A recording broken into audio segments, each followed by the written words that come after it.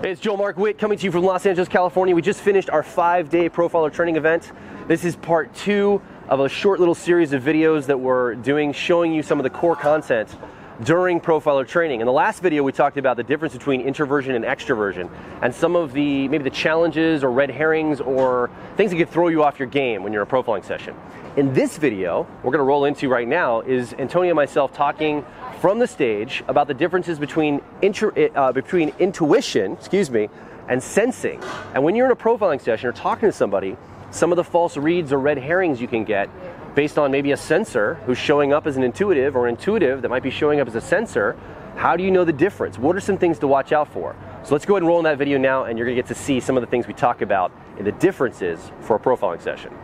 Okay, so we just talked about the possible red herrings and we talk about introvert, extrovert. Now let's talk about the next letter in the dichotomy. So this is the S or N. This is sensor versus intuitive. What are some things as profilers that when you sit down with somebody in your profiling, what are some things that could throw you off with this dichotomy?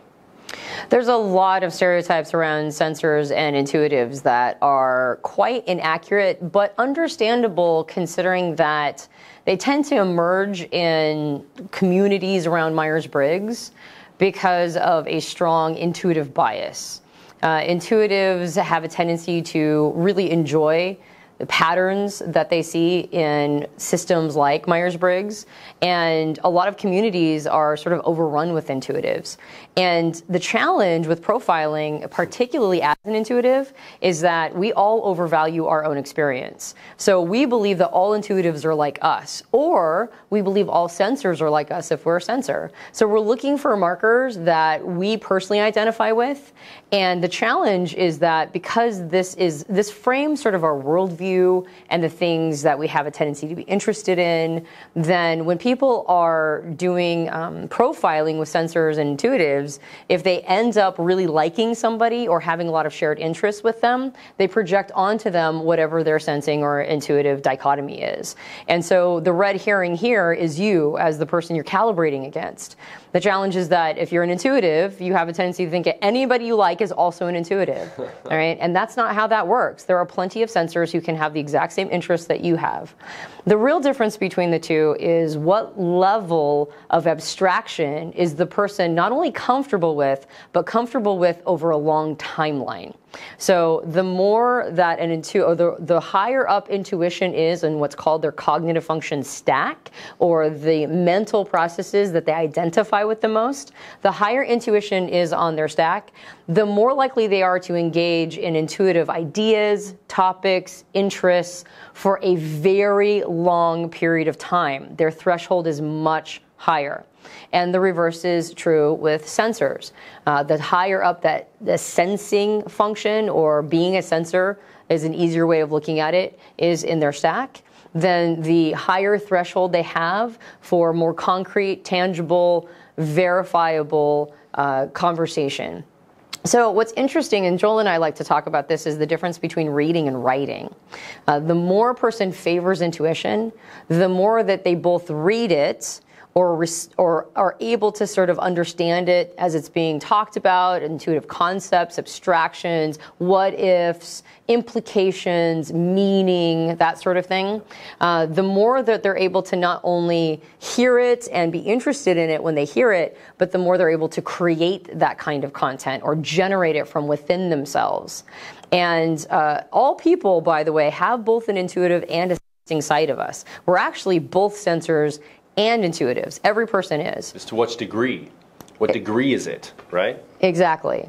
And so the more that we are intuitive oriented, the more we both read and write it, versus sensitive, the more we're going to read and write that, which is also creative, right? It's not that sensors aren't creative, which is a misnomer in a lot of different Myers-Briggs communities. Sensors also create, but they create things that are more, that give them tangible feedback, that are more applicable in the world in a way that they can sort of interrelate or relate with directly using their senses. And so the more that they're on that side, the more they both read and write that as well, which is why people who favor sensing have a tendency to be really good at building things or quite athletic because they're creative with more tangible elements. So Intuitives and sensors both have the ability to cross into the other world, but they might not have the same threshold. An intuitive that is high in intuition, but engaging in a more sensory environment, they might be able to read it in the sense that they might be able to sort of engage with it, but they might not be creative in that space. They might not be able to write it, so to speak. They'll just be able to sort of understand that it's happening around them. And a sensor the same way on the other direction. If they're in a very intuitive space, they might be able to understand what's going on and sort of listen for it, but they might not be able to be creative. And when we're creative, that's when we really enjoy things. And so the threshold is smaller when we visit the other world because we're not able to participate as much. We're not as creative in that space. And so because we can understand it, but maybe not engage with it as much, then it loses our interest sooner. So some of those red herrings are when sensors are able to hold intuitive conversation for a while, the assumption is that they must not be a sensor, they must be an intuitive. But it's actually the length of time in which they can engage in it, not whether or not they can engage. All sensors can engage in intuitive conversation. It's just whether or not they have a large threshold for it. And the reverse is also true with intuitives in a sensing context. Now, from a profiling standpoint, this is going to show up. So we're going to come from the dichotomy now just for a second and go to that car model the person's using. When sensing and intuition are in the co-pilot and 10-year-old position, so the auxiliary and tertiary position, it doesn't matter which one is which, whether it's intuitive co-pilot or sensor co-pilot, or intuitive 10-year-old or sensor 10-year-old. Often this is where that confusion comes in because some of these are blending. So this is where often the confusion will come in a profiling session, right? In the co-pilot 10-year-old. Now it can come other places, but typically when someone's driving, when their driver is sensation process, introverted sensing or extroverted sensing, memory or sensation, right? You're going to probably know they're a sensor. Like it's more obvious. Now there can still be some red herrings. Or if they're intuitive driver, you're probably going to know they're an intuitive in a profiling session, right? As you're building this skill.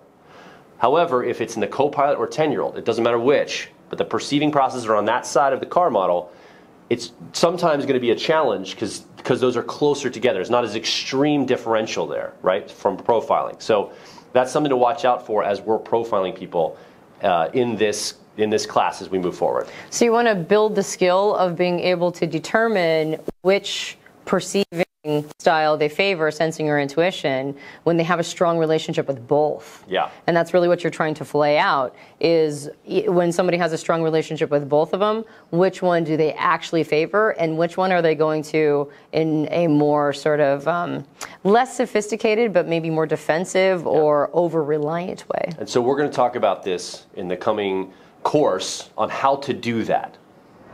Okay, so that's sensing and intuition, some of the differences. And in the next video, we're going to talk about the difference between thinking and feeling, that third letter in the dichotomies of the 4-letter code in your Myers-Briggs type. And in that video, we're going to show you some of the red herrings and some of the false reads as well, so stay tuned.